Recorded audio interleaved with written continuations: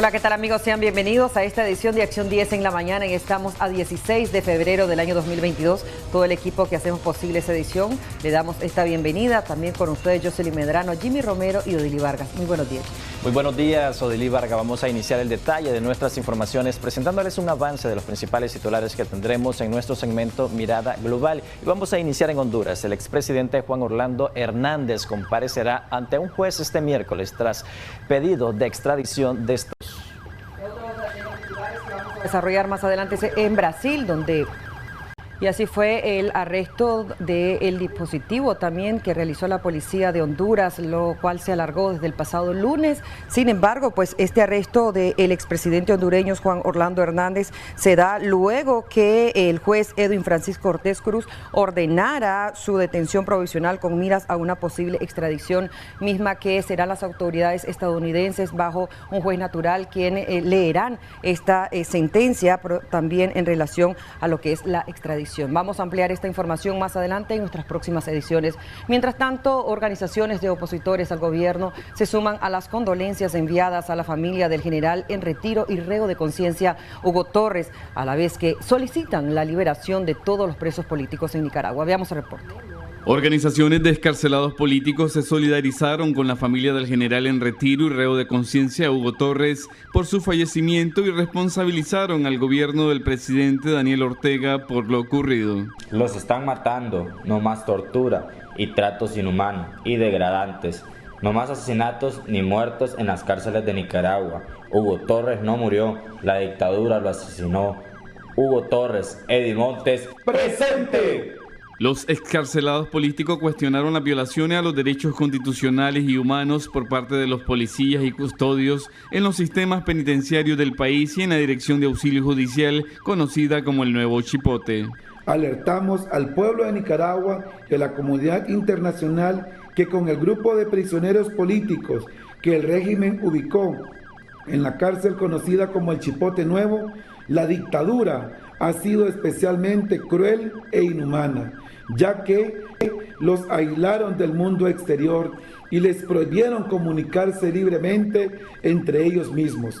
Les negaron el derecho a recibir alimentación o paquetería de parte de sus familiares y a la vez les han entregado una ración alimenticia sumamente pequeña, provocándole a la mayoría pérdida de peso abrupta que sigue poniendo en peligro su vida. Además, señalaron que la policía, el sistema penitenciario nacional y los jueces no facilitan asistencia médica especializada a los presos políticos, por lo que demandan la liberación de los 169 reos de conciencia para evitar más muertes que lamentar. Informó para Acción 10, Carlos Larios. Y siempre hablando sobre este mismo tema, 7 presos políticos, entre ellos 3 precandidatos presidenciales, enfrentan juicio en las instalaciones del Nuevo Chipote por el delito de conspiración para cometer menoscabo a la integridad nacional. Pero es nuestro periodista Carlos Larios quien nos amplía mucho más sobre el detalle de cómo se enfrentan actualmente los opositores en el país. Los presos políticos Félix Maradiaga, Juan Sebastián Chamorro, Arturo Cruz, José Adán Aguerri, Violeta Granera, José Palé y Tamara Dávila, este martes enfrentan audiencia de juicio en las instalaciones de la Dirección de Auxilio Judicial de la Policía, conocidas como el Nuevo Chipote.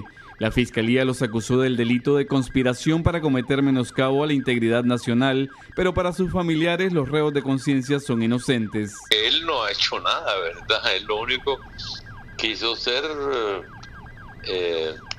precandidato para correr en las elecciones, pero no que yo sepa de qué lo están, pues, por qué está ahí, no sé, si él venía de Estados Unidos, que venía de vacunarse y lo cogieron en el aeropuerto hace 8 meses. Maradiaga, Chamorro y Cruz son opositores al gobierno que habían anunciado públicamente sus intenciones de ser candidatos a la presidencia de la República en las pasadas elecciones generales del 7 de noviembre, pero fueron detenidos por oficiales de la policía en diferentes circunstancias, mientras que Tamara Dávila es miembro de la organización opositora denominada Unidad Nacional Azul y Blanco, que surgió a raíz de la protesta ciudadana en abril de 2018 en contra de las políticas gubernamentales.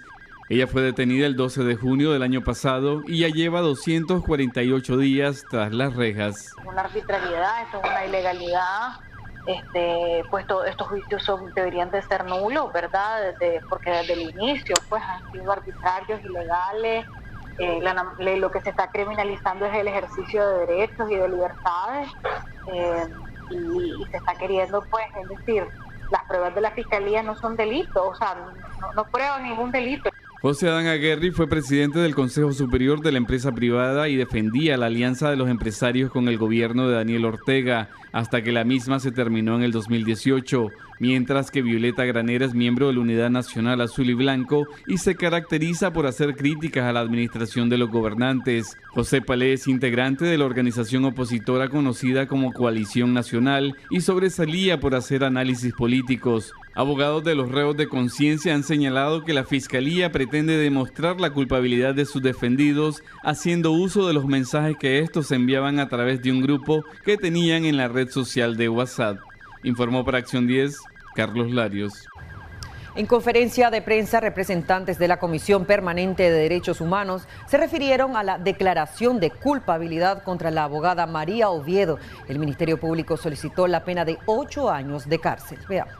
Miembros de la Comisión Permanente de Derechos Humanos hicieron referencia a la declaración de culpabilidad en contra de la abogada María Oviedo. Según los defensores, Oviedo, al igual que los demás presos políticos, ha permanecido en condiciones precarias y todos han sido tratados como que son culpables. Sin embargo, las pruebas no demuestran que han cometido un delito. En el caso de la doctora Oviedo, en su audiencia preliminar tuvo que hacer uso ella de su propio derecho a la defensa como abogada, y para ella pues resultó muy claro en su audiencia del día de ayer, en la audiencia de juicio, que la acusación que estaban leyendo en ese momento no era la misma que ella enfrentó en el momento de la audiencia preliminar, ¿verdad? No logramos profundizar con ella cuáles eran las diferencias en cuanto al tipo penal, porque no hubo la oportunidad real de poder hablar con ella, de que ella pudiera hablar con su abogado defensor. Según los defensores de derechos humanos, no hay respeto ni garantía del orden constitucional. Por ello piden al gobierno su liberación inmediata. En la última contacto que se tuvo con la doctora Oviedo, se mostró que ella ha perdido peso significativamente. Se observó que producto de su enfermedad que ella tiene, se ha brotado en todo su cutis, se ha brotado, pareciera que es acné o algún tipo de alergia que ella tiene, ¿verdad? De tal manera que es una situación que nos preocupa. Y también observamos que su rostro está bastante deteriorado. Los procesados están en un estado de indefensión total, dado que no hay respeto ni garantía del orden constitucional. Nosotros como CPDH instamos al Estado de Nicaragua que empiece a respetar la Constitución política y que se le brinde los derechos y garantías constitucionales que tienen cada uno de los presos políticos. Instamos al Estado a liberarlo de manera inmediata, porque al final, como decía el doctor Eugenio, esto es un acto humanitario. La abogada y defensora de derechos humanos María Oviedo fue declarada culpable este lunes por las autoridades judiciales en un juicio que se llevó a cabo a puertas cerradas en las instalaciones de la Dirección de Auxilio Judicial conocida como el Nuevo Chipote. Ella fue acusada por los delitos de conspiración para cometer menoscabo a la integridad nacional y propagación de noticias falsas. Con imágenes de Erasmo Hernández, en Acción 10, Jocelyn Rojas. Y miembros de la Organización de Estados Americanos, nos referimos a la OEA, solicitan al Consejo Permanente de esa organización política una reunión extraordinaria para el próximo 18 de febrero y así discutir la situación que enfrenta Nicaragua. Los representantes de las misiones de Canadá, Estados Unidos, Costa Rica, Chile, Ecuador, Antigua y Barbuda han enviado una carta al presidente del Consejo Permanente de la Organización de los Estados Americanos solicitando la realización de una reunión extraordinaria para este próximo 18 de febrero y discutir la situación en Nicaragua. La solicitud es enviada a pocos días del fallecimiento del preso político y ex guerrillero sandinista Hugo Torres, por lo que este tema podría ser parte del debate. El pasado sábado, tras conocerse la noticia del fallecimiento de Torres, la Secretaría General de la OEA a cargo de Luis Almagro expresó su condena por el deceso del preso político general Hugo Torres y condena también categóricamente la persecución y detención arbitraria por razones políticas en el país. Asimismo, consideró abominable que se mantengan detenidos presos políticos con enfermedades terminales sin asistencia médica necesaria, violándoseles sus derechos fundamentales. La última vez que el Consejo Permanente abordó el tema de Nicaragua fue el 19 de enero, cuando el secretario general Luis Almagro informó sobre la misión encomendada para lograr alcanzar acuerdos con el gobierno de Nicaragua sin que, según dijo, haya sido hasta el momento logrado. Sin embargo, detalló que continuarían los esfuerzos para que en su momento se permita a la Secretaría General facilitar mecanismos de diálogo con Nicaragua. María Esther Ordóñez, Acción 10. La bancada sandinista aprueba este martes con 75 votos a favor y 0 en contra la ilegalización de 6 organizaciones no gubernamentales. Jimmy Romero nos tiene los detalles. Nuevamente, el diputado Filiberto Rodríguez tuvo el respaldo de su bancada, el FSLN, para que a la lista de ONGs y asociaciones canceladas sus personerías jurídicas sumaran 6 más, entre las que destaca el Movimiento de Mujeres María Elena Cuadra, Asociación Nicaragüense Pro Derechos Humanos y la Asociación PEN Internacional Nicaragua. Se cierra la votación. 75 votos a favor, 0 en contra, 11 abstenciones, 5 presentes. Se aprueba la iniciativa presentada.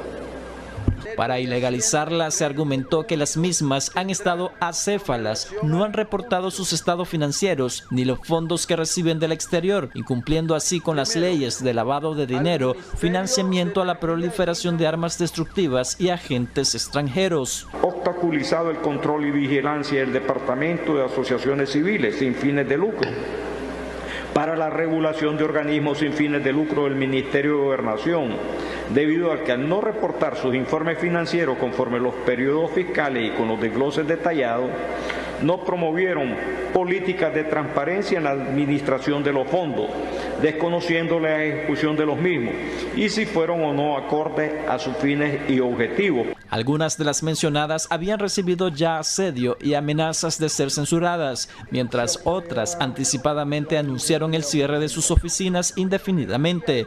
Con la cancelación de las personerías jurídicas, todos los bienes pasan a ser propiedad del Estado. Jimmy Romero, Acción 10. Hacemos una breve pausa comercial y ya regresamos.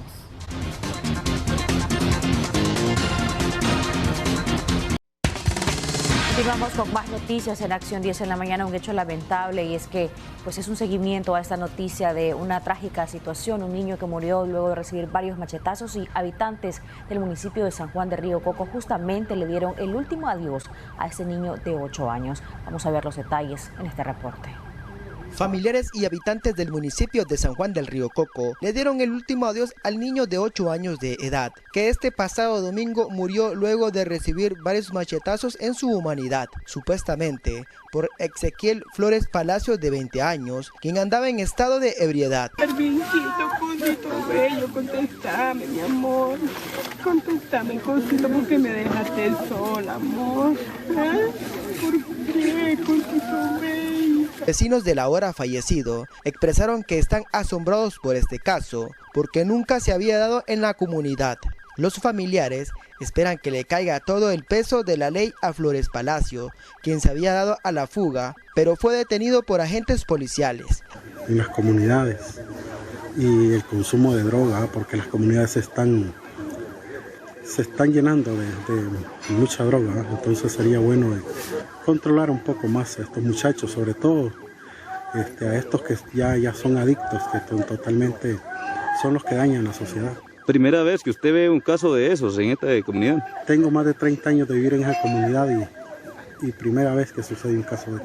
Ezequiel Flores ya fue puesto ante las autoridades correspondientes, quien tendrá que responder por el supuesto delito de homicidio. Con imágenes de Osman García, les informó Jagadiel Rivera Cornejo. Y la policía del departamento de Rivas realizó la captura de un hombre que asesinó a su expareja el pasado domingo en el municipio de Cárdenas, pero es nuestro corresponsal en la zona quien nos amplía mucho más.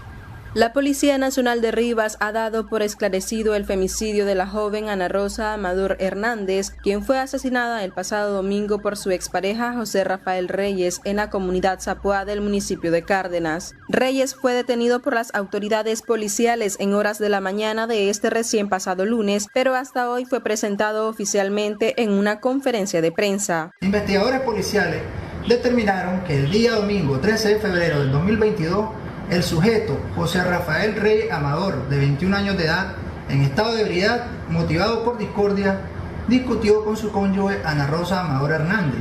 La agredió con arma cortopunzante, cuchillo, causándole la muerte. El delincuente se dio a la fuga. Policía Nacional capturó al delincuente José Rafael Reyes Amador. Testigos entrevistados reconocen al delincuente como autor de muerte homicida en perjuicio de Ana Rosa Amador Hernández. Según el dictamen del médico forense, la causa de muerte de la fémina fue un shock hipovolémico, producto de las heridas que recibió con arma blanca. El cuerpo fue encontrado desnudo y presentaba una herida en el abdomen y otra herida cerca de su cuello, además de signos de violencia que indican que la joven forcejeó con su expareja tratando de salvar su vida. Familiares de la ahora occisa piden cadena perpetua para el acusado, quien ya se encuentra en las celdas policiales de Rivas, donde deberá enfrentar los cargos por femicidio. En Acción 10 les informó Eva Torres. La madrugada de este martes 15 de febrero, un oficial de policía murió al estrellarse con su motocicleta contra una vaca. Esto ocurrió en la ciudad de Río Blanco, mientras su acompañante resultó con graves lesiones. A eso de las 2:40 de la mañana de este martes 15 de febrero 2022, un oficial de la policía que conducía una motocicleta con placa de la institución 2656 murió casi de forma instantánea al estrellarse contra una vaca. Este muchacho no tiene una ayuda ahorita, no para con vida. Si la muchacha pega unos gritos, Padrecito. Oportunidad de vida, padrecito lindo. Pobladores en el lugar rápidamente los asistieron para llevarlos al puesto de salud. El accidente se registró a unos 50 metros del portón del Centro de Salud Denis Gutiérrez de la ciudad de Río Blanco. Con el agente viajaba una mujer, quien fue identificada como Miriam Enríquez Almerón. Cuando yo venía, ya estaba la gente pues aquí, ¿verdad? Sí, sí. Pero al tirado al muchacho, yo pues me paré y... O sea, lo levantamos ahí y lo montamos pues en la silla, ¿me entendés? ¿Aún estaban con vida ahí? Bueno, pues eso no te puedo decir, el muchacho se miraba pues, ¿me entendés? Se miraba pues, que no se movía pues, ¿me entendés?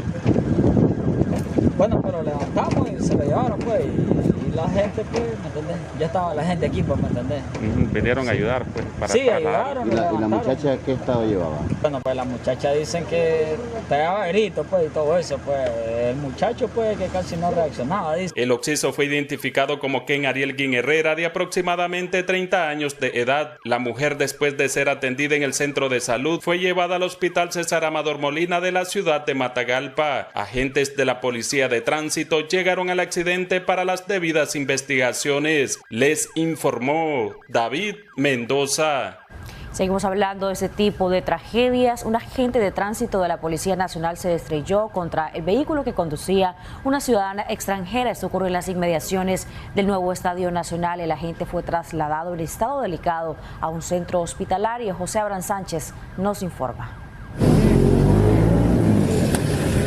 En estado delicado fue trasladado al hospital de la Policía Nacional el oficial de la Brigada de Tránsito, Eduardo Pavón, de 28 años. Este conducía en su preferencia de norte a sur cuando fue catapultado por la conductora Rosemary Zimmermann, de 77 años, de nacionalidad alemana. Fuera de cámara aseguró que cuando cruzó la vía rumbo al Estadio Nacional Denis Martínez, no miró ningún vehículo circulando. Iba entrando aquí a la alcaldía de allá, eso es, que iba entrando a la alcaldía y lo agarró, pero ahí no.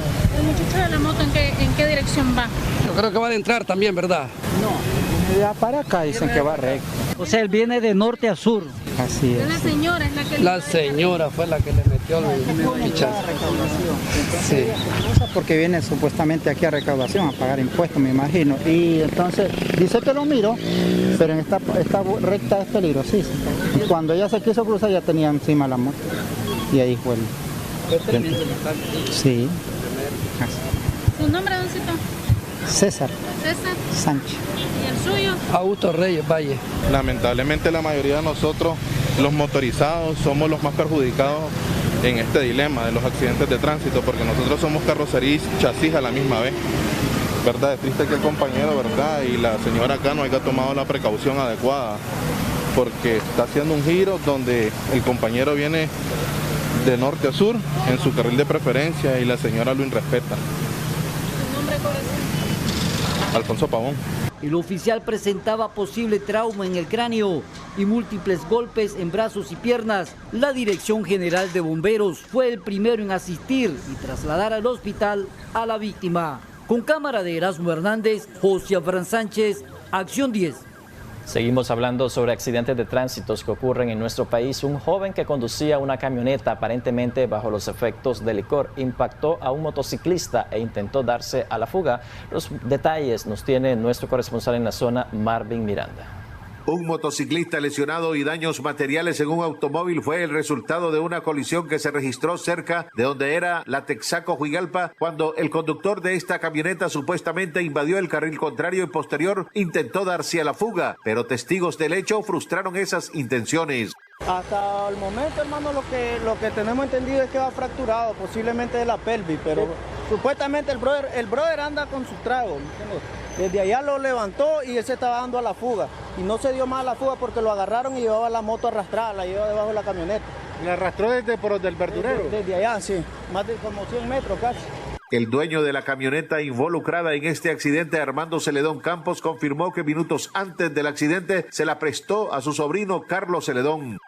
Supuestamente dicen que se le metió el de la moto se le metió y el chaval pues no se paró.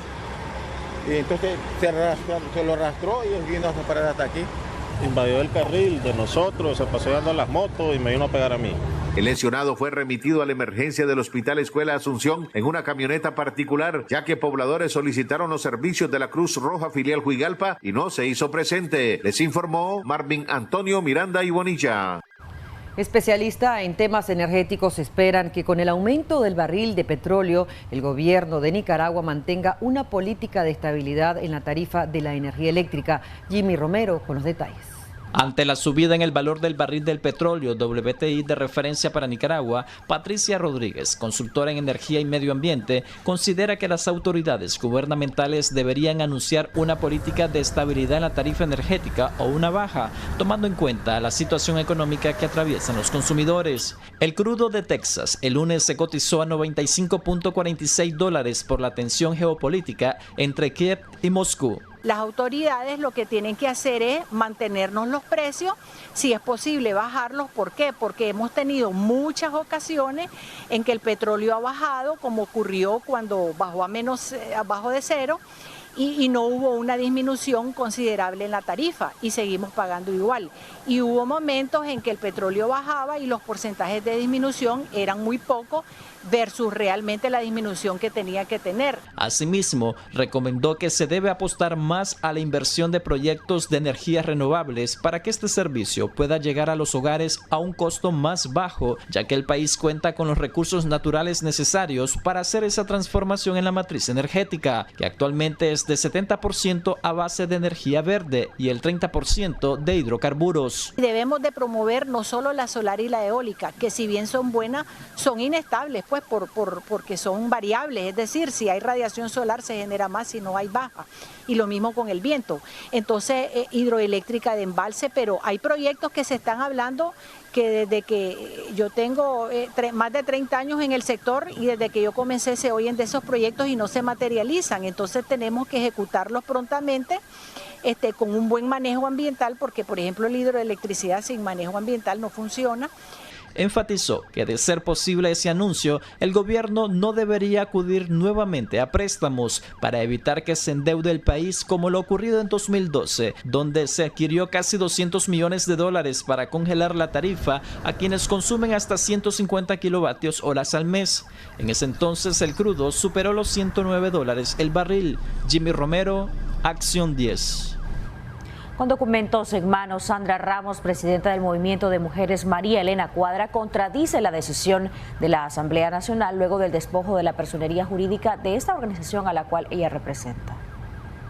como un acto de represalia por haber participado en el fracasado diálogo nacional en el 2018. Ha calificado Sandra Ramos la cancelación de la personería jurídica de su movimiento María Elena Cuadra. Nos sancionan a las mujeres porque tuvimos que decirles que se calmaran, que tomaran un rumbo correcto. Entonces, si eso es la sanción, pues está bien.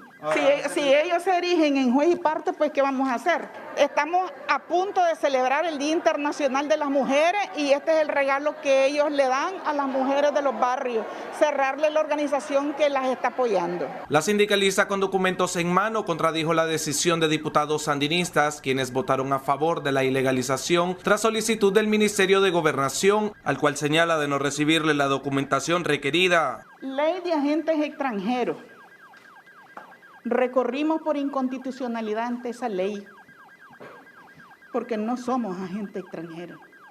Aquí está la cédula del Poder Judicial donde ha recepcionado y ha mandado, mira, a que comparezca. Posiblemente esto sea tocar a Dios con la mano sucia, pero son nuestros derechos. Ningún funcionario está exento de ser llamado al orden.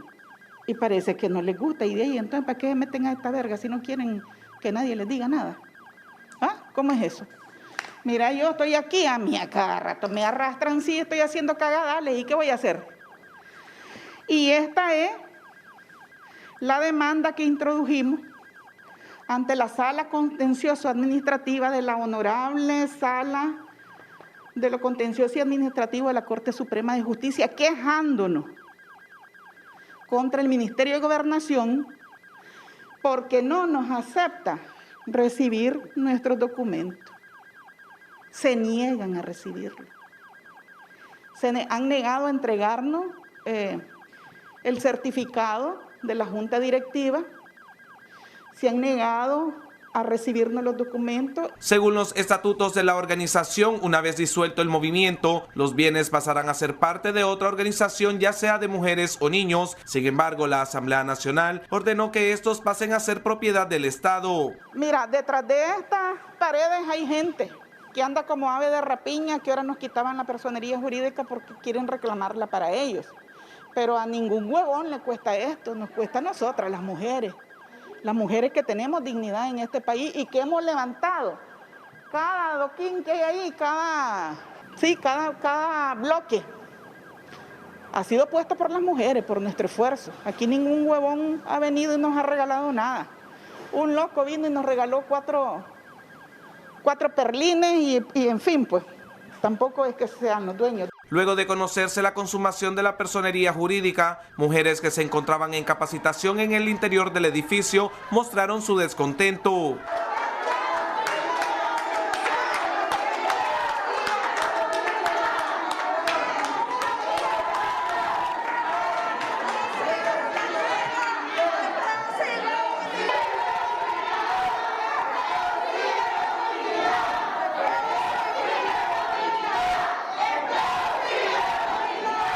María Elena Cuadra fue fundado hace 28 años y desde ese tiempo ha promovido la participación de las mujeres trabajadoras y desempleadas en todas las esferas sociales, económicas y políticas. Con imágenes de Ronald Reyes para Acción 10, Kevin Arrieta. Con esta información hacemos una pausa comercial, ya regresamos con más.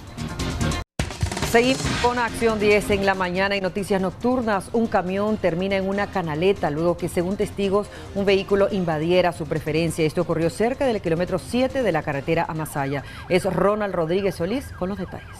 De milagro, los ocupantes de un camión resultaron ilesos luego que se estrellaran contra un árbol y terminaran en el interior de una canaleta ubicada frente al Colegio Teresiano en carretera a Masaya. Esto ocurrió después que el conductor de un carro en supuesto estado de ebriedad les invadiera la preferencia al realizar un giro sin la mínima precaución. Pues la verdad es que venimos aquí recto del Oriental y se nos cruzó el carro de izquierda a derecha, un solo, invadió los dos carriles y lo esquivé, pero todavía lo alcancé a pegar en la cola y me desestabilizó y vine a estrellar en los palos.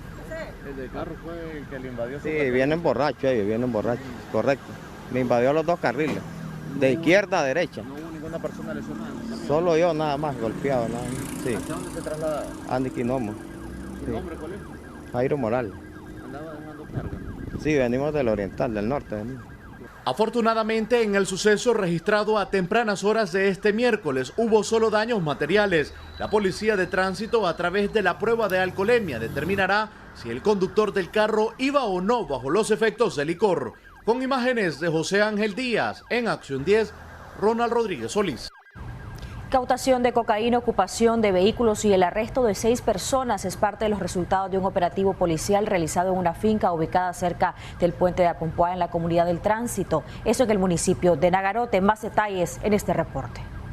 6 detenidos y la incautación de 140 kilos con 842 gramos de cocaína, valorados en $3.521.050, fueron incautados por la Policía Nacional en un operativo antinarcóticos ejecutado el pasado fin de semana en el municipio de Nagarote, en el departamento de León. El día domingo 13 de febrero del año 2022, a las 4:15 de la tarde, en la entrada a la comunidad El Tránsito, municipio de Nagarote, departamento de León, Policía Nacional perfiló camioneta Toyota placa M331783. Los sujetos que viajaban se dieron a la fuga. Patrulla policial dio persecución y localizaron el vehículo en finca San Francisco, ubicada del puente a Pompuá, 800 metros al oeste. En registro de inspección realizada en la vivienda fueron incautadas 2 camionetas Toyota placa M331783 y M338139. Las camionetas incautadas contenían 3 sacos Mazén con 125 paquetes rectangulares envueltos en cinta adhesiva transparente con sustancia color blanco, que en la prueba de campo dio positiva a cocaína, informó el segundo jefe de la Dirección de Auxilio Judicial. Delincuentes capturados: José Antonio García Aguilar, antecedentes delictivos por tentativa de homicidio y robo con intimidación, asalto. Dioscori José Guzmán Mantamoros, Isaac Josué Bonilla Manzanares, con antecedentes delictivos de robo con intimidación, asalto, robo con fuerza, robo con violencia, secuestro, lesiones y exposición de personas al peligro.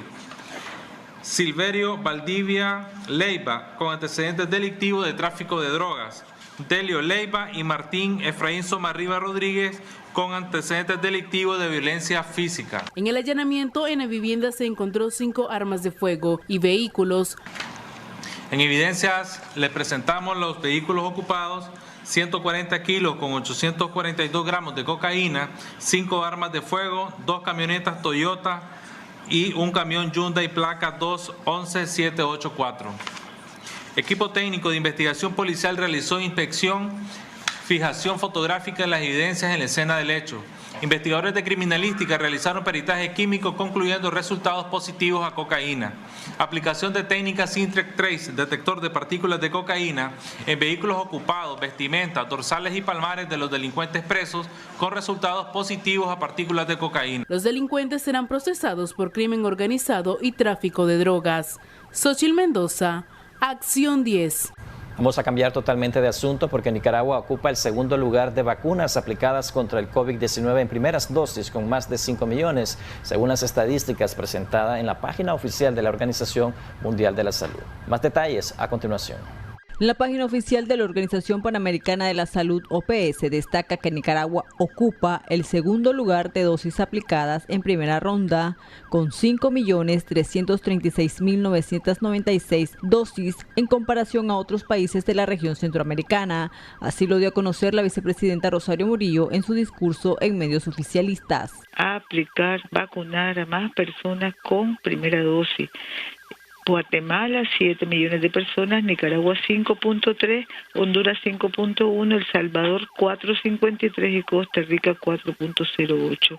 Una página donde está reflejado el avance, pero sobre todo el compromiso de este gobierno, del pueblo presidente, con la salud de todos. También dio a conocer que este martes 19 CILAIS del país recibirán 41 ambulancias equipadas para traslados de pacientes. Para Acción 10, Marjorie Vargas. Habilitaron en la frontera con Honduras nuevamente los puestos de vacunación para los nicaragüenses que necesitan la aplicación de la primera o segunda dosis contra el coronavirus. Jocelyn Rojas con el informe.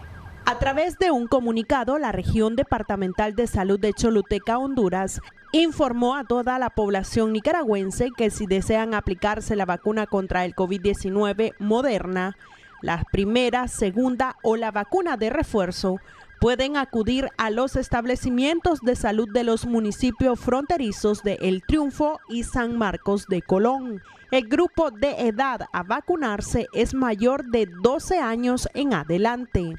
En Acción 10, Jocelyn Rojas. Por quinta semana consecutiva, los casos confirmados de COVID-19 siguen en aumento. Se registran 104 casos nuevos y un fallecido, según el más reciente informe de las autoridades de salud de nuestro país. Ministerio de Salud registra por quinta semana consecutiva el aumento en los contagios por COVID-19. De 82 casos reportados la semana pasada, la cifra de infectados ascendió del 8 al 15 de febrero a 104 personas. De la misma forma, hay pacientes en seguimiento con síntomas asociados y aumentaron de 41 a 62 personas, mientras que los fallecimientos por coronavirus se mantiene en una persona por semana. La institución sanitaria reporta también otros decesos por complicaciones debido a crisis hipertensivas, diabetes mellitus, neumonías bacterianas, entre otras. Hasta la fecha, según datos del MINSA, desde que inició la pandemia en el país, se han atendido por el virus a 13.877 pacientes, se han recuperado 13.540 personas y han muerto por COVID-19 224 nicaragüenses. En Acción 10, Geraldine Domínguez.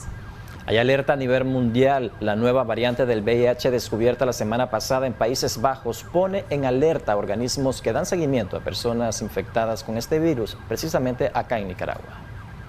El pasado 3 de febrero, científicos descubrieron en 109 personas una nueva variante del virus de la inmunodeficiencia humana conocida como VIH, la cual fue denominada variante VB, abreviatura de variante virulenta del subtipo B, aunque estudios señalan que la mutación surgió en Holanda entre finales de los años 80 y 90, se propagó en el 2000 y empezó a perder fuerza a partir del 2010. Sin embargo, han alertado que ha empezado a tomar auge por la gran transmisibilidad debido a una mayor carga viral en la sangre en comparación con otros virus. Esta nueva variante es súper más agresiva y una vez que si hay una carga viral alta y tenemos unos CD4 bajos, la variante de este virus, del VIH, se vuelve incluso resistente a nuevos medicamentos o a los mismos tratamientos que las personas estén tomando si estas no son adherentes.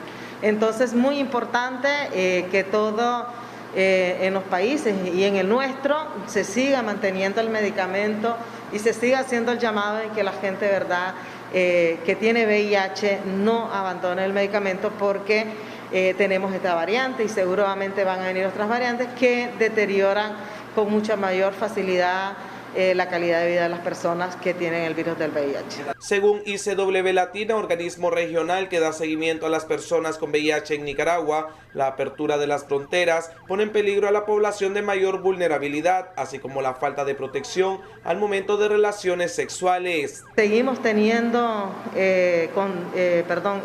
transmisión del virus del VIH, seguimos teniendo gente que se está infectando por el virus del VIH.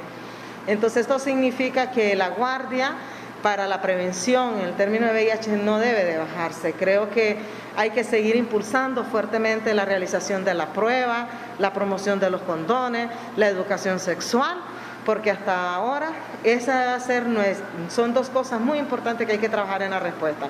El tema de la prevención y el tema, ¿verdad?, de la no discriminación y el acceso a la atención con tratamiento para las personas con VIH. Según datos del Ministerio de Salud, en el 2021, los nuevos casos de VIH en el país corresponden a personas entre 15 a 39 años. El 54% de estos fueron detectados en heterosexuales, mientras que el 53% es la población clave conformada por personas con comportamientos específicos de gran riesgo, como hombres que tienen relaciones sexuales con otros hombres, mujeres, transgéneros o trabajadoras sexuales. Para Acción 10, Kevin Arrieta. Gracias por seguir con nosotros en nuestro segmento de debates y soluciones. Algo que preocupa a la Unión Europea, también a Estados Unidos, a Rusia y al mundo entero es ver la situación de tensión y de crisis entre Rusia y Estados Unidos, el tema de la OTAN, la Unión Europea, lo que está pasando en Ucrania y del anuncio de retiro de las tropas en la frontera entre Ucrania justamente y lo de Rusia. Pero realmente este anuncio, ¿fue la totalidad el retiro de estas tropas o fue parcialmente? ¿Qué es lo que se espera ahora? Pocas horas después, según medios internacionales, del anuncio de retirada de algunas tropas, la Duma Estatal y la Cámara Baja del Departamento ruso aprobó un proyecto de ley que pide al presidente ruso que reconozca oficialmente 2 zonas separatistas de la región de Donbass en el este de Ucrania. Si esto se llega a materializar, estaría agravando aún más la situación de crisis y de tensión entre Rusia y Ucrania. ¿Qué repercusiones podría tener esto? Vamos a hablarlo con un experto que nos acompaña acá en el set de Acción 10 en la mañana hoy día. Así es, Jocelyn, ya nos acompaña el doctor Roger Guevara Mena, ex diplomático y analista político. Muy buenos días y gracias por acompañarnos acá en Debates y Soluciones. Buenos días, Jimmy. Buenos días, Jocelyn. Gracias por la invitación. Un placer, doctor. ¿Este anuncio realmente se ha materializado o ha hecho la realidad consonancia con el anuncio o prácticamente fue un anuncio estratégico y no hubo un retiro total de las tropas? Yo creo que es importante que veamos que en diplomacia no todo lo que se dice se hace y tampoco todo lo que se hace se dice. O sea, yo creo que es importante que veamos que sobre todo la naturaleza del presidente Putin es un hombre que sabe jugar al ajedrez y que conoce muy bien el movimiento de las piezas. Y por lo tanto, él ha estudiado, a sabiendas de su debilidad económica y de su fortaleza militar, él ha estudiado la dispersión en que se encontraba la Unión Europea, las difíciles relaciones entre algunos países de la Unión y Estados Unidos, como el caso de Francia por los contratos de los submarinos nucleares que le quitó a Gran Bretaña y Estados Unidos con Australia. Y por supuesto tenemos que hay diferencias entre el desarrollo industrial alemán y el resto de Europa.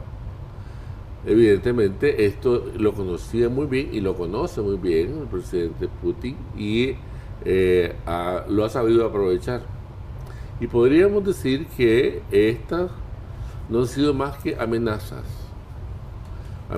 que, si bien es cierto, incluye un gran movimiento de tropas hacia la frontera y un gran ejercicio militar que cuesta carísimo y que indudablemente para Rusia tiene un precio económico, también tiene un costo político, porque al mantener una amenaza por mucho tiempo, esa amenaza se vuelve inofensiva.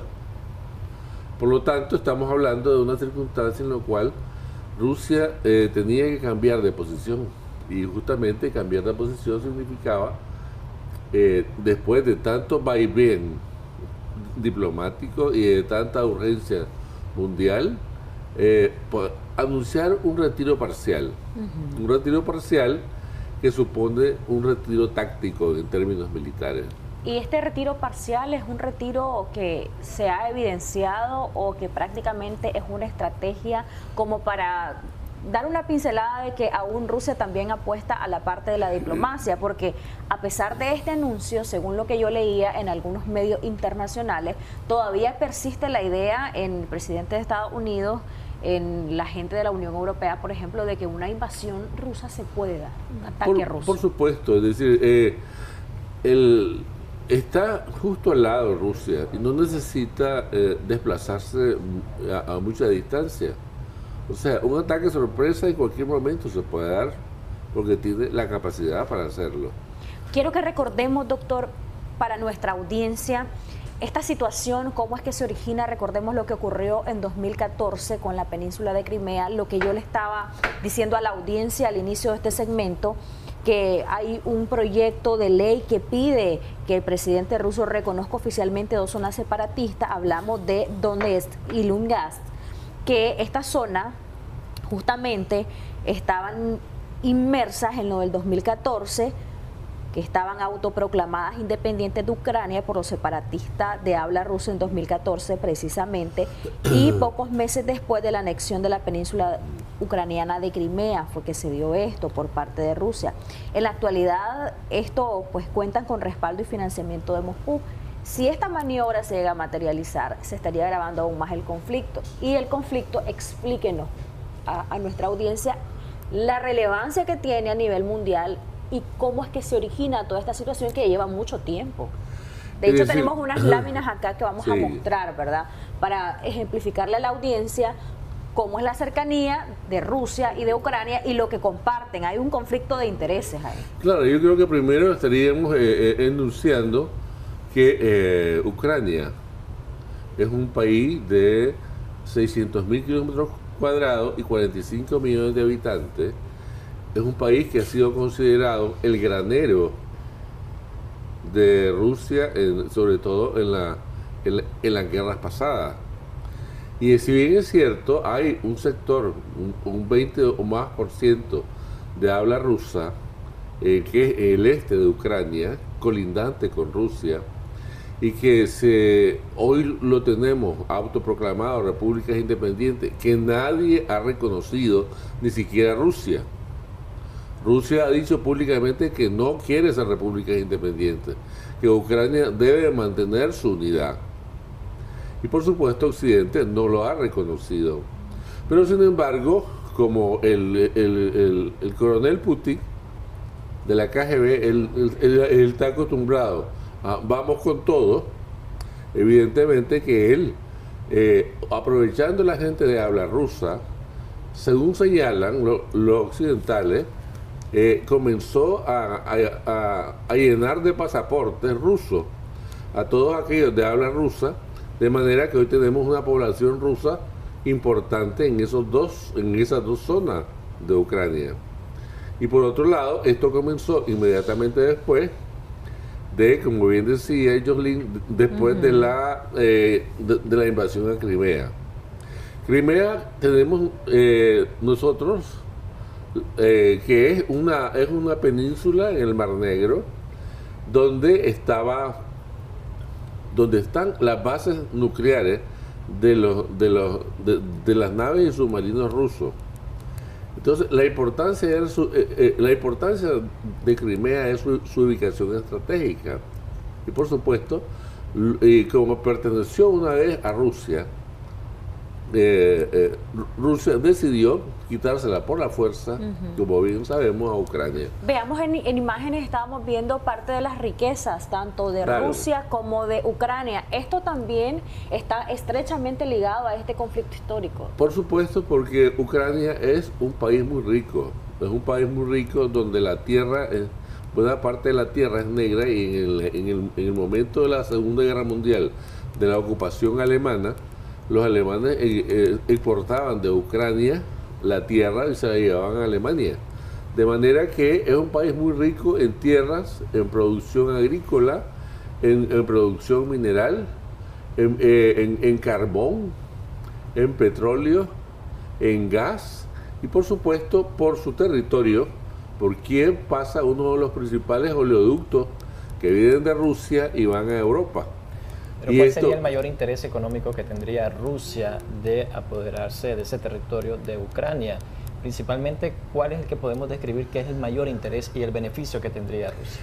El beneficio es muy bien estratégico, porque Rusia necesita, dentro de su temor a ser invadido, necesita un estado tapón, un estado que estando constituido y respetado por Occidente, impida, en el ejercicio de esa soberanía, impida cualquier invasión a Rusia a través de Ucrania. ¿Qué papel tiene la OTAN en todo esto? La OTAN es una organización de seguridad, una organización militar que nació antes de la Segunda Guerra Mundial, y por supuesto esto tiene como objetivo proteger a Occidente básicamente de lo que eran los avances de la Unión Soviética. Pero hoy por hoy la OTAN se ha transformado en una fuerza multinacional al cual participan, además, después de la Segunda Guerra Mundial, 14 países del antiguo orbe soviético, y esos 14 países justamente están aliados en una conjunción militar bajo comando americano. ¿Por qué en esta tensión política, doctor, el gobierno de Rusia se ha mostrado temeroso de que Ucrania forme parte de la OTAN? Yo creo que la importancia de Ucrania es justamente que Rusia tiene temor de que las tropas de la OTAN a través de Ucrania pudieran penetrar en Rusia. Entonces ellos prefieren que Ucrania mantenga su soberanía y que sea un estado neutral como lo es Suecia, como lo es Finlandia. Y en todo caso, ellos están tratando de que, sobre todo Putin, está tratando de que en este despegue ruso, en este renacer del ejército ruso, en este deseo de protagonizar, como antes lo había hecho como Unión Soviética, necesita la seguridad. Y Putin hace énfasis en la seguridad, y por supuesto esto crea una situación de tensión, puesto que lo importante para Rusia es su seguridad y para Europa es la corta distancia, como vemos en la pantalla, la corta distancia que hay desde París a Moscú. Evidentemente esto crea una situación de cercanía, y en un caso de un conflicto nuclear entre Rusia y Ucrania, simplemente Europa se vería mezclado en su totalidad por la cercanía. ¿Cuánto tiempo le podría tomar a Ucrania pertenecer a la OTAN y cuáles serían los dos escenarios, si pertenece o desiste formar parte de la OTAN? Y eso, doctor, va relacionado a lo que le decía sobre este proyecto de ley donde están buscando cómo adherir prácticamente a Donetsk y Lugansk. Y ante esta situación que podría agravar el conflicto, según expertos, pues el secretario de la OTAN advirtió a Moscú que no reconozca las autoproclamadas repúblicas populares antes mencionadas, pues haría aún más difícil encontrar una solución política a la crisis por la vía diplomática. Esto también fue respaldado por Josep Borrell, el representante pues de la Unión Europea en materia diplomática. Él pues dijo textualmente, según medios internacionales, el apoyo y el compromiso de la Unión Europea con la independencia, la soberanía y la integridad territorial de Ucrania dentro de sus fronteras reconocidas internacionalmente siguen siendo inquebrantables. Sí, pasa que ya Rusia dijo que no iba a reconocer esa república, ya lo dijo anteriormente. Y por supuesto esto representa un deseo de que esa participación rusa en la población influye en el gobierno de Ucrania y sirva para que sea un estado tapón. No olvidemos que pero ahora con este proyecto, doctor, que supuestamente está este proyecto y que está tentativo, que ahora sí reconozcan. Claro, pero ahora evidentemente, como Putin dice, vamos con todo, entonces ahora es la presión interna que hace aparecer en una Duma que posiblemente él maneja también, para que le pida y le presente a Occidente una carta política interna de exigencia para que cuando su decisión de invadir Ucrania lo haga en virtud de un mandato del Parlamento ruso. O sea, es un arma política diplomática que está utilizando. Por lo tanto, creemos, o yo creo en particular, que cuando se dice que Ucrania va a participar en la OTAN, no es cierto. Ya se reunieron hace varios años en Bucarest, en Rumanía, los países de la Unión Europea y dijeron que no iban a admitir a Ucrania, porque Ucrania tenía que cumplir con las soluciones y evitar los conflictos que ya tiene con Rusia. Y la OTAN no quiere en ese país tan sensible, donde está a la orilla del Mar Negro, que es un lugar estratégico para los rusos, encontrar posiciones políticas o militares, sobre todo considerando que ya en Crimea hubo una invasión y por supuesto esto crea una sensación de angustia en Europa y por supuesto también Estados Unidos detrás de esta situación pretende imponerle una situación a Rusia en la cual este país se limite en cuanto a sus movimientos militares y deje de amenazar y por supuesto por su parte actuar dentro de la OTAN como lo ha venido haciendo con la extensión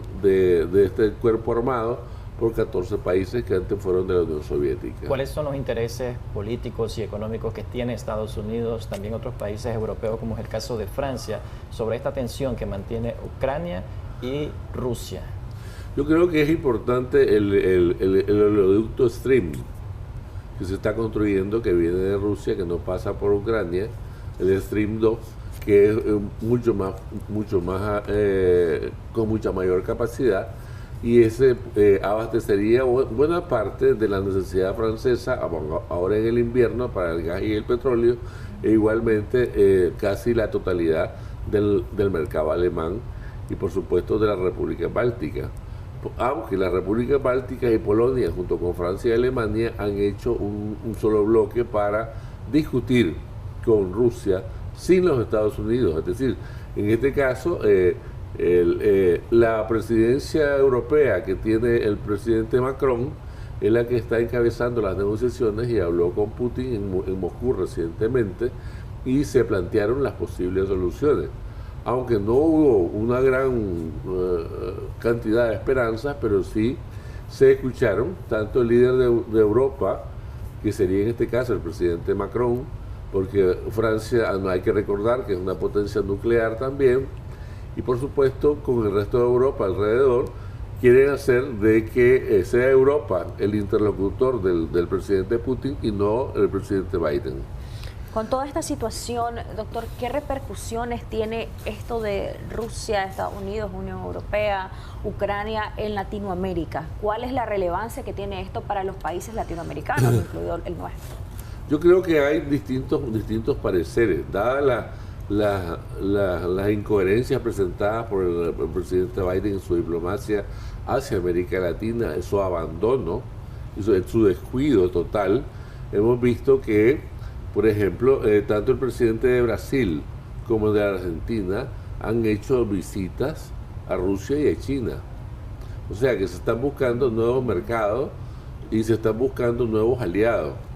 Y esto Estados Unidos tendrá que verlo con mucho cuidado, puesto que los países grandes de América Latina han sido tradicionalmente amigos y por supuesto ante esta situación vemos cómo se le comienza a desgranar ciertas amistades y tienen que tratar de atraerlas nuevamente. Muchos errores en la política norteamericana, por ejemplo, lo que ocurrió con los talibanes. Exacto, en la política exterior han habido errores garrafales, como el caso de Afganistán, por ejemplo, ¿no? Que nadie quiere ser a este momento aliado de Estados Unidos porque es un aliado inseguro, un aliado que no es aliado y en cualquier momento lo deja pegados en su compromiso y se va, como le pasó con los aliados talibanes nacionales que ahora tienen que enfrentar persecución en Afganistán de parte de los talibanes. Yo creo que esto es claro, ¿no? Es decir, América Latina busca siempre como ubicarse, pero evidentemente nosotros pertenecemos a Occidente, y Occidente, para bien o para mal, parientes pobres, si se quiere, pero unos más pobres que otros, pero evidentemente estamos bajo la órbita de los Estados Unidos. De hecho, la portavoz del Ministerio de Exteriores de Rusia, María Zaharova, se ha dirigido este miércoles recientemente, pues el día de hoy, a los medios, a los que llamó medios de desinformación de Estados Unidos y el Reino Unido, pidiendo que anuncien el horario de las invasiones rusas para 2022. Prácticamente una forma de burla, ¿verdad? Porque habían dicho que era para martes 15 o para el día de hoy, justamente. Entonces ella dice, denme el horario para planificar vacaciones, incluso lo dijo textualmente. Claro, lo hace en tono de burla y sarcasmo, pero evidentemente no podemos ante eso, ante palabras, simples palabras, tener confianza, sobre todo viniendo del presidente Putin, que es un experto estratega. Por lo tanto, creo que esto no tiene ningún valor, ninguna importancia, y en cualquier momento las cosas se pueden revertir y ese retiro parcial puede ser reforzado por otro tipo de tropas. Además, esas tropas convencionales, esos tanques que aparecen ahí, no son ni parecidos a los que nosotros tenemos, porque son de la época de la Segunda Guerra, que son chatarra, pero indudablemente estos son con una mayor capacidad, pero aún así son carros de guerra que ya han sido superados por la actividad de misiles y otro tipo de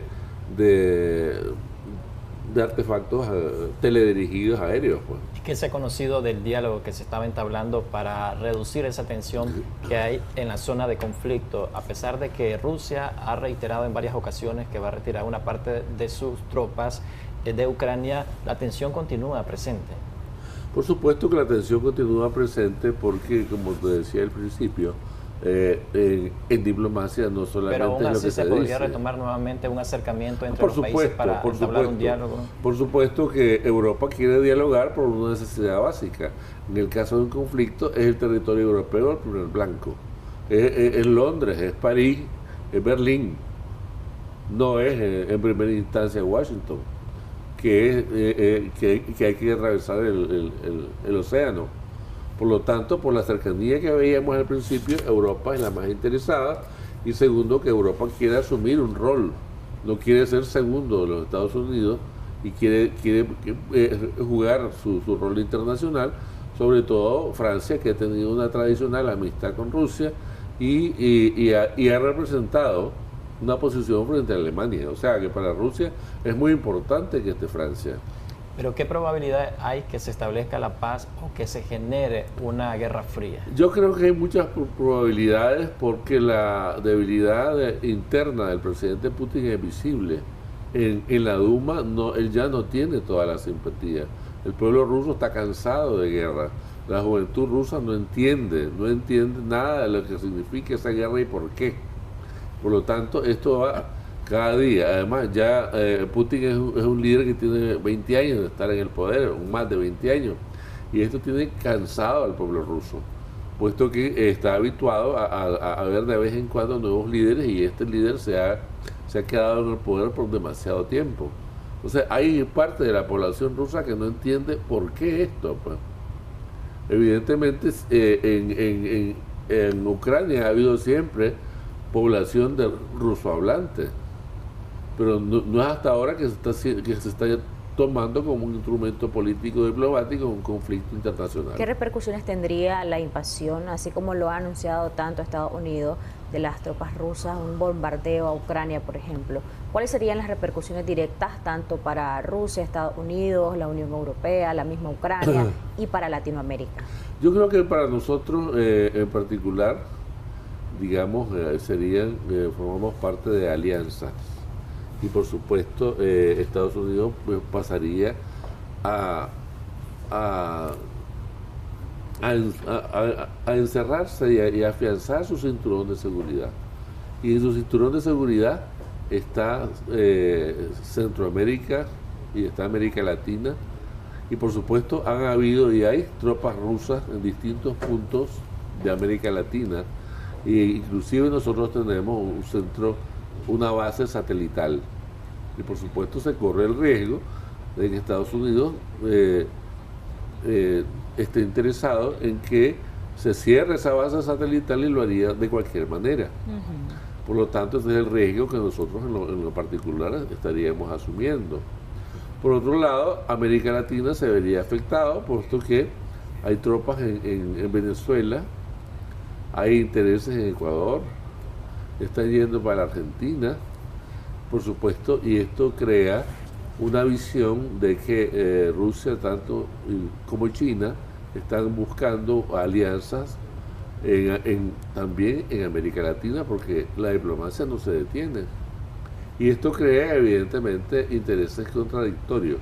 Claro que por supuesto, como decía el presidente francés, a Occidente le conviene establecer una relación amigable con Rusia, porque el verdadero adversario de Rusia no es Europa.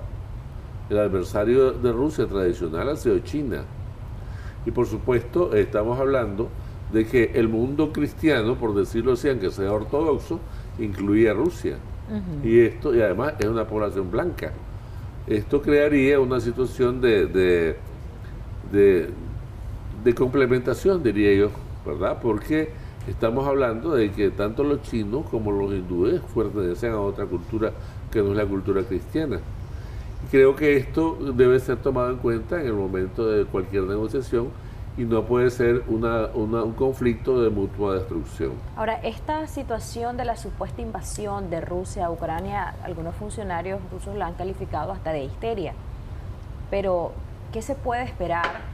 ¿Realmente se puede descartar en este momento una invasión? Porque aparentemente hay mucho interés de Estados Unidos por la parte diplomática. Rusia no lo ha descartado. ¿Qué le conviene a Rusia?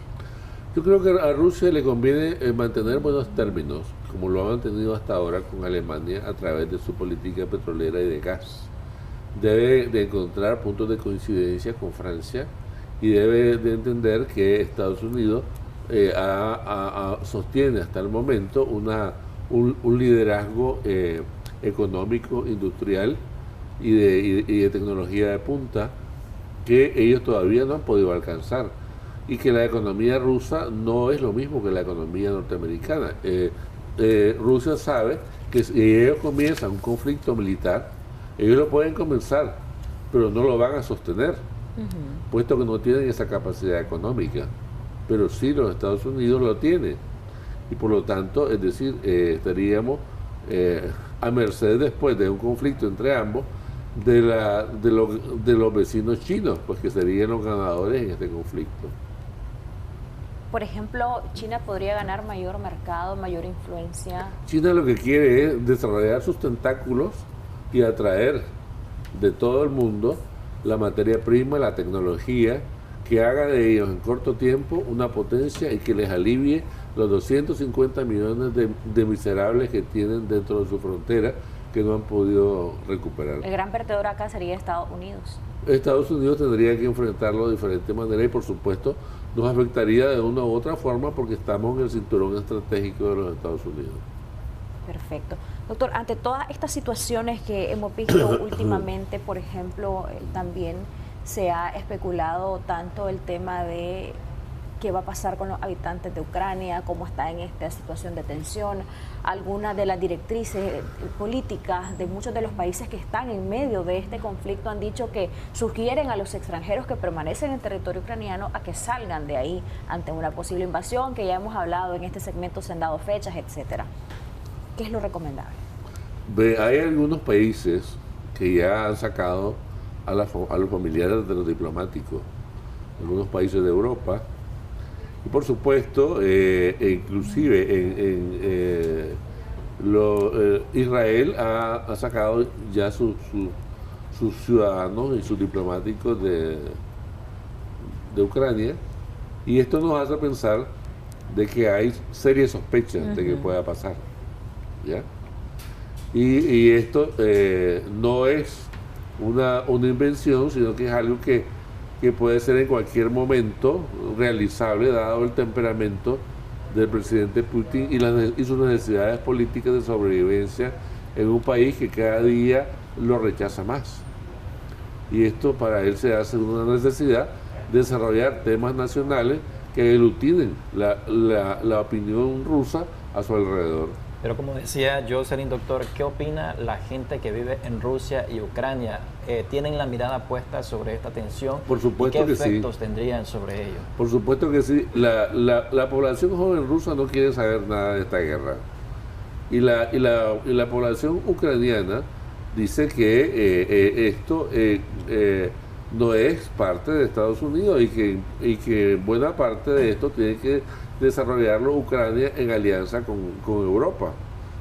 Yo creo que la propuesta que hace poco dijo de parte del gobierno ucraniano, el embajador de Ucrania en Londres, que dijo que Ucrania estaría dispuesta a conversar con el gobierno ruso para establecer criterios de cohabitación o de convivencia y mejorar el clima siempre y cuando haya un retiro de las tropas.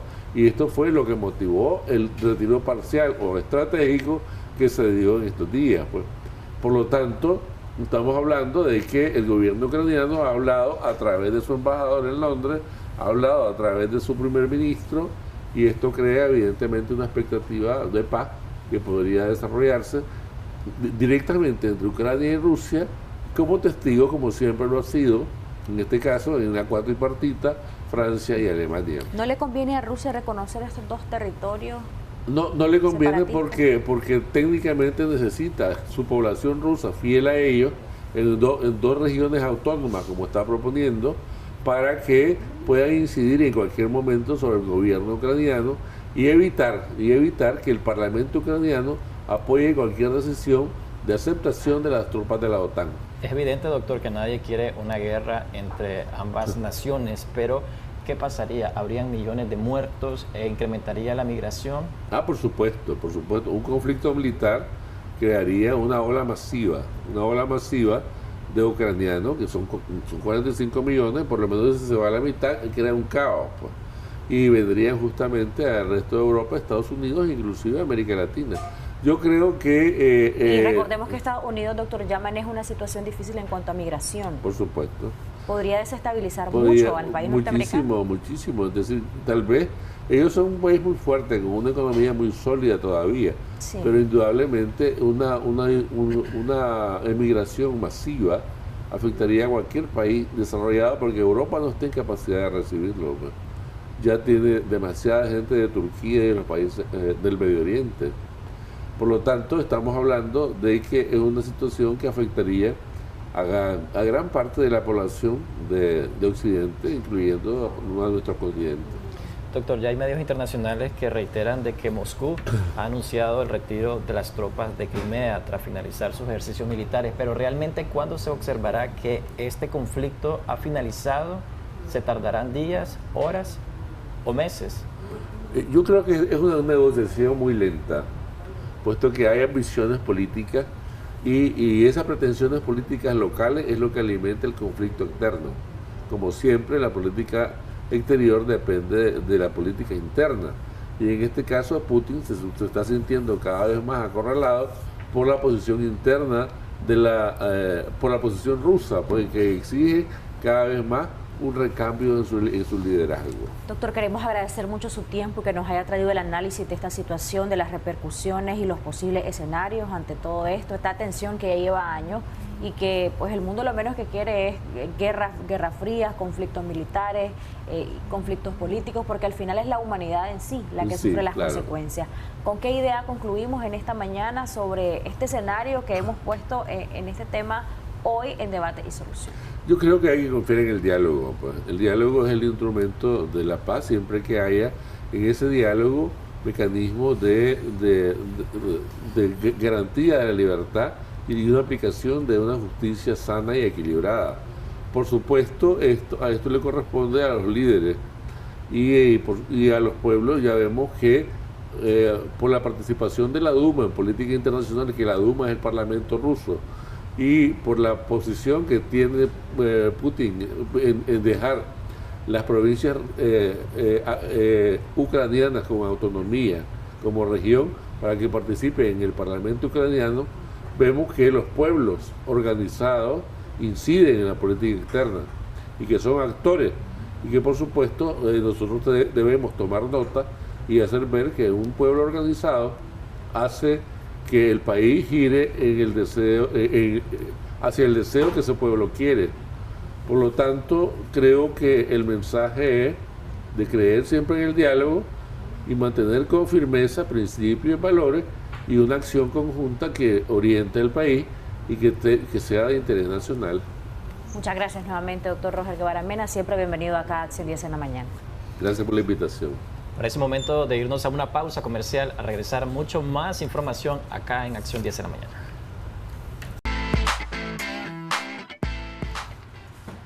Así es, seguimos, y de Consultoría del Gestor al Consumidor nos acompaña Rubén Arriola para hablar un poquito sobre el consumidor, el precio, el peso y también la calidad en empaque de gas butano, ese producto que utilizamos mucho en los hogares. En estos días pues se ha incrementado el precio, pero también vamos a hablar un poco sobre la calidad y el peso, si en realidad es justo o no. Muy buenos días, gracias por acompañarnos, don Rubén. Buenos días, Odelis, y gracias a Dios por estar en el programa. Y estamos aquí al servicio de la comunidad y los consumidores. Vamos a ir poco a poco hablando primeramente del peso. ¿Cuánto? Si es de 25 libras, si es dependiendo, ¿verdad?, el tipo de tanque que nosotros vamos a comprar. ¿El peso quién lo regula? El peso lo regula lo que es el Instituto Nicaragüense de Energía, INE, por medio de la Dirección de Hidrocarburos de esta dependencia, y está regulado en ese particular, en el precio, y debe chequearse constantemente lo que es el peso ideal para el cilindro de 25 libras, el cilindro de 100 libras, el cilindro de 10 libras. El precio actual del cilindro de 25 libras es de 430 Córdoba, más la suma que le hace del acarreo de entrega delivery que te lo llevan a la casa. Actualmente anda costando entre 450 a 455 Córdoba. Acá en Managua. Acá en Managua, inclusive 460, dependiendo inclusive de la distancia que tenga que recorrer el motorizado con el cilindro.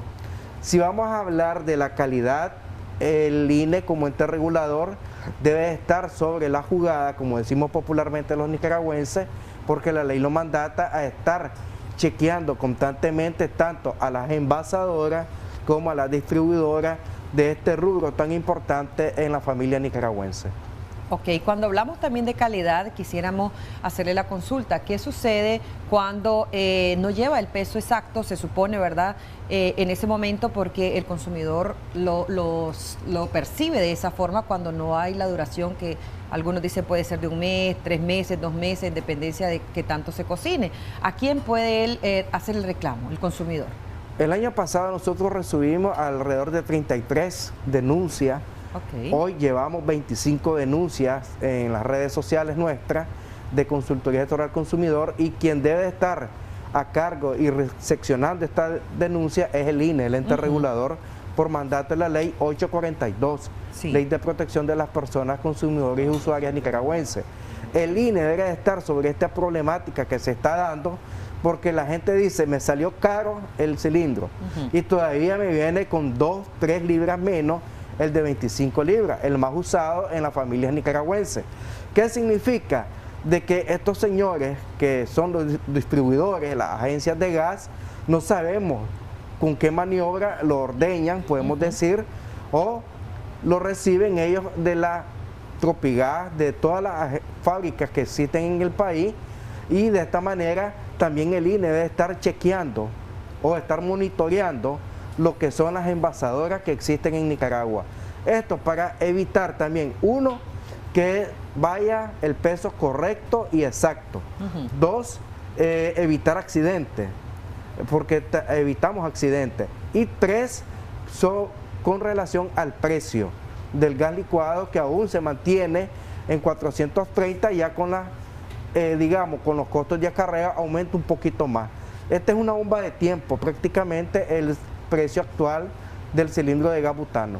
Ok, esto suponiendo, ¿verdad?, que lleva menos cantidad el tanque de gas, porque la verdad el consumidor no tiene forma de cómo medir esto. Pero hay algunos que dicen a veces ni el mes dura, y que deben hacer las distribuidoras de gas efectivamente, y cuando usted dice para evitar algún tipo de situaciones o de accidente, esto en relación a cuando presenta algún desperfecto el tanque, porque puede suceder, ¿a quién debe recurrir el cliente también o el usuario? El sí, la agencia debe estar clara y una responsabilidad compartida de los señores distribuidores del gas butano, de el O-ring, que es un anillito negro de hule, con el tiempo se desgasta, y esto hace que la válvula cuando entra o queda borbullando, que le decimos popularmente, o sea, se está filtrando el gas y es peligrosísimo, o también hay, digamos, una fuga, y esa fuga hace que la válvula no engase bien. Ya explicamos esto porque es muy importante, sobre todo para aquellos que todavía no manejamos quizá en el momento que estamos en algún riesgo. Tenemos una llamada, buenos días. Buenos días, Dios le bendiga. Amén, a usted también. Asústense, en este mes yo compré 2 tanques de gas porque el tanque de gas no me dilató pero en un mes y solo somos 2 personas en este país. En el mismo mes me quedé súper sorprendida y asustada, revisé el tanque, revisé la válvula y nada que ver. En menos de un mes, en 28 días, se me fueron 2 tanques de gas. Esa es mi consejo. Cómo no, gracias por llamarnos.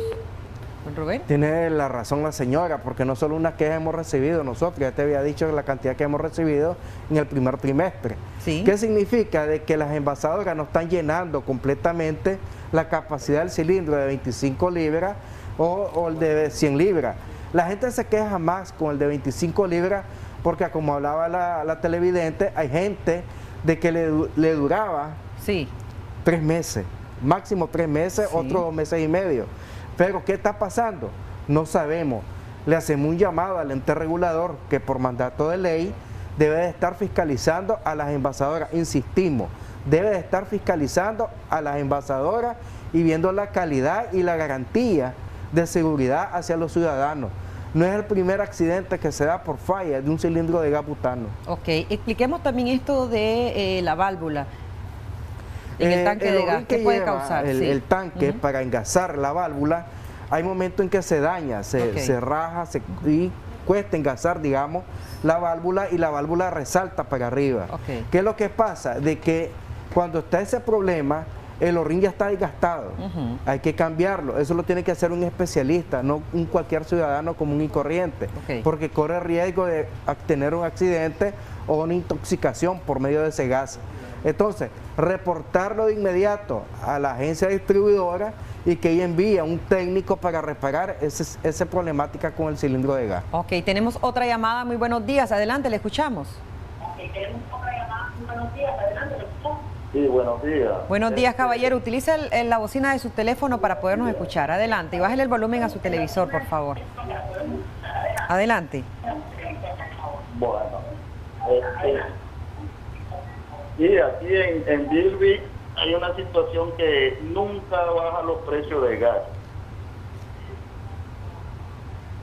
Sí, aquí 570 pesos pasamos todo el 2021 y sigue ese precio. Nunca podemos obtener una rebaja. 1.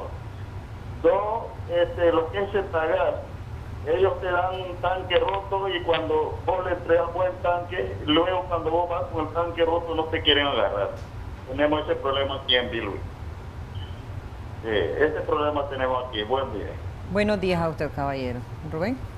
Debe haber una delegación en Bilby o la cabecera departamental del INE, dirigirle la carta al ente regulador con la firma respectiva, una copia donde le reciban la denuncia al ente regulador, el INE, en ese particular, para que así la gente, y lo mismo sucedería en Managua, y con nosotros nos pueden visitar con su problema, no solamente de gas butano, también de energía y agua potable, en la siguiente dirección, donde fue la fábrica Rolter, 8 cuadras al lago, 1,5 abajo, y estamos atendiendo de lunes a viernes desde las 8 hasta las 5 de la tarde y los sábados hasta las 2 de la tarde. Y nos pueden contactar al 8680-7551 con señal Tigo y al 8839-7768 con señal Claro.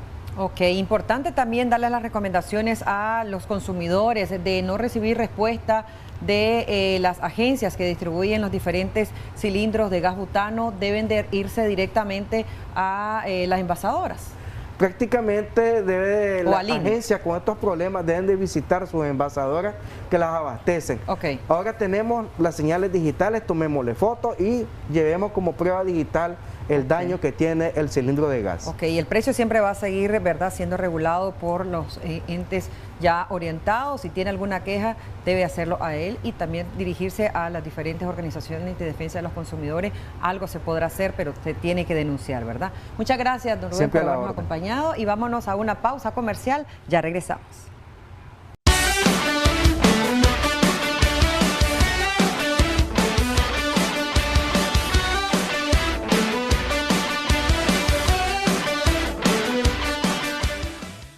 Seguimos para acá en Acción 10 en la mañana. Gracias por estar con nosotros. A las personas que nos siguen en las redes sociales también un saludo especial. Está con nosotros la doctora psicopedagoga Eliud Martínez para abordar un tema especial, esos problemas de aprendizaje en los niños. Muy buenos días. Gracias por acompañarnos nuevamente, doctora. Gracias por la invitación. Bueno, vamos a hacer un recuento de todo lo que hemos abordado anteriormente, doctora. Así es. Quería hacer un resumen muy pequeño sobre los trastornos del neurodesarrollo que hemos abordado. ¿Qué es neurodesarrollo? Es el crecimiento y desarrollo del cerebro en la etapa infantil. El primero que nosotros vimos fue el TDAH, déficit de atención con hiperactividad. Sí. Recordemos que aquí se dan estas 3 características principales: la inatención, hiperactividad e impulsividad. Es una triada. Luego nosotros abordamos el tema de lo que es el TEA, trastornos del espectro autista, y aquí tenemos las características principales de lo que es este espectro. ¿Verdad? Que ya abordamos también en otros momentos. Ya lo abordamos, ¿verdad? Sí, fue el segundo: conducta social, comunicación y lenguaje, movimiento estereotipado y algunas actividades restringidas. Luego abordamos la anterior, lo que es el TEL también, que lo abordamos junto con TEA. El TEL es el trastornos específicos del lenguaje, ¿verdad? Donde está la disfasia, afasia, disartria, aunque nosotros lo vimos de manera bastante general. ¿Verdad? Y hoy tenemos el DEA, que son las dificultades específicas en el aprendizaje, que las características principales son estas: lo que es la dislexia, la discalculia, disortografía y la disgrafía. Porque este trastorno, la dificultad está en cómo el niño escribe, cómo el niño lee, cómo el niño hace esos cálculos matemáticos. Este es el que hoy vamos a abordar. Importante, doctora, sobre todo para el área desde la familia hasta el área de docencia. Porque a veces dice, el niño no está comprendiendo, el niño no lee bien, el niño no entiende incluso lo que lee. Entonces, ¿qué viene detrás de ello? Quizá hablamos. Es realmente como, es un trastorno neurodesarrollo, entonces es un trastorno neurobiológico. O sea, ya se da en el niño, ya sea por causas, digamos, puede ser en prenatales, perinatales o postnatales, pero sobre todo también tiene mucho que ver la herencia en todos estos trastornos del neurodesarrollo. ¿La DEA, doctora, la pueden desarrollar los niños a qué edad? Entre los 6 y 7 años de edad. Mire, es importante hacer una diferencia entre lo que es problemas de aprendizaje, que todo niño, todo en la transición del preescolar al primer grado, en la adquisición de la lectoescritura y las matemáticas, de hecho la mayoría de niños van a tener alguna dificultad porque el cerebro comienza a codificar y decodificar estos signos, estos símbolos para el cerebro. Entonces al niño es lógico que él entre el cerebro en ese conflicto. Y es más, cuando nosotros aprendemos a leer y escribir, todos somos disléxicos, todos omitimos, todos aumentamos alguna letra, ¿me entendés? Pero este es un proceso normal. Cuando ya nosotros adquirimos esa lectoescritura bien, ya en primer grado, ya leemos, en segundo grado, esto se va. Pero ¿cuándo prevalece en el niño? ¿Cuándo es una dificultad mayor? Cuando ya prevalece después del primer grado. Ya cuando el niño está en segundo grado e invierte la B con la D, la P con la Q, ya en vez de poner 23 pone 32, entonces se le confunden muchos cálculos matemáticos, le cuestan las matemáticas, por eso es discalculia. La dislexia es en la escritura escrita, o sea, a la hora de escribir. La disgrafía tiene que ver con el tipo de letra, que el niño las pega todas las juntas y es ilegible. Y la disortografía es más que todo la acentuación, todo lo que es la ortografía. Entonces el niño nada de esto, ortografía ni estas cosas que se deben de dar en nuestro lenguaje, el niño las usa. Qué difícil es, primeramente, creo, como padre de familia, entender esta situación de nuestros hijos e hijas, pero también en el área del aprendizaje, doctora, para ellos. Debe ser difícil cuando se le dice, es que vos no estás entendiendo, vos no podés, no estás tranquilo, porque a veces quizá, además de tener el DEA, también el niño es hiperactivo, entonces se complica ahí. Quizás es que ahí vamos a las características, cómo detectar que el niño tiene estas dificultades específicas del aprendizaje. Obviamente el niño al no entender se va a poner hiperactivo. Ya tiene dificultades para seguir las instrucciones y para entender lo que vos dijiste, la comprensión. También tiene dificultades para asimilar y recordar lo que le dijiste en el momento. O sea, hay problemas con la memoria a corto plazo, dificultad para dominar las destrezas básicas de la lectura, escritura, las matemáticas, también para distinguir la derecha y la izquierda, no se ubican en el tiempo y el espacio. Son niños que no se saben todo el abecedario, son niños que también no manejan los meses del año, te los dicen salteados, se comen 1 o 2. ¿Ves? Porque ellos no se ubican en el espacio. ¿Ves? Igual los números, doctora. ¿Y qué sucede si esto no lo tratamos a edad temprana, doctora? ¿Qué sucede cuando ya crecemos y no pudimos corregir esto? El niño se le va creando problemas graves emocionales y luego psicológicos. Y muchos niños dejan la escuela porque se frustran, y cuando no tienen apoyo en la casa es lo más triste, porque nosotros los padres creemos que la escuela es para aprender estas letras. No, en casa hay que reforzar. Si mamá no puede, que le ayude la tía, que le ayude el abuelo, que le ayude, que paguen un tutor, porque el niño no puede solo. Cuando presentan estas dificultades de aprendizaje, el niño tiene que tener un gran apoyo en casa. Recomendaciones también para nosotros los padres. Claro, recomendaciones. Que el niño vaya a preescolar. Es importante el aprestamiento de preescolar para que el primer grado, esa transición de preescolar a primer grado esté excelente, ¿ves? Emocionalmente y en todo lo que se necesita. También que el padre tenga paciencia, que sepa que el niño a la hora de aprender, a adquirir lo que es la lectoescritura y las matemáticas va a confundirse.